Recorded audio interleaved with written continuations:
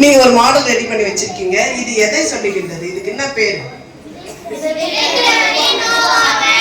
இதுல விதை விதைக்கிறாங்க இல்லையா, அந்த விதை எதெல்லாம் விழுது?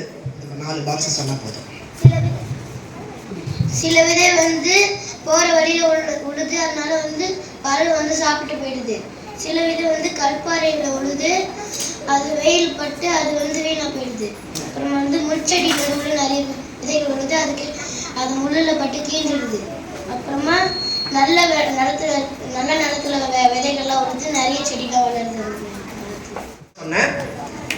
இந்த விதை ஃபர்ஸ்ட்ல வழியில விழ விதை பறவை எடுத்துட்டு போகுதுன்னு சொல்லுவாங்க. அதே மாதிரி கல்லுல விழற விதைக்கு என்ன பாதிப்பு வருது? வெயிலும் தண்ணியும் இல்லாதனால அது காஞ்சி வீணா போயிடுது. முள்ளுல பட்ட விதை என்னாச்சு?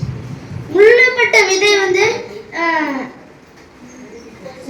வளர்ந்து போய் முள்ளுலாம் கிழிஞ்சிச்சு. நல்லா வளர்ந்துச்சு, அப்புறமா முள்ளு கிழிஞ்சிச்சு.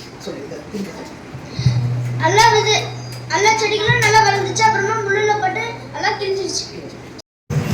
இந்த ஓமையில விதை எதை குறிக்கிறது? வசனம். விதை வசனம். அப்ப நம்ம பைபிள்ல எவ்வளவு வசனங்களை வாசிக்கிறோம்ல, அந்த பைபிள் வசனம் ஃபுல்லாவே என்னது? நமக்கு விதை. அது விழுது பாத்தீங்களா, நிலம். அது எது குறிக்கிறது? இருதயம். இருதயம். Very good.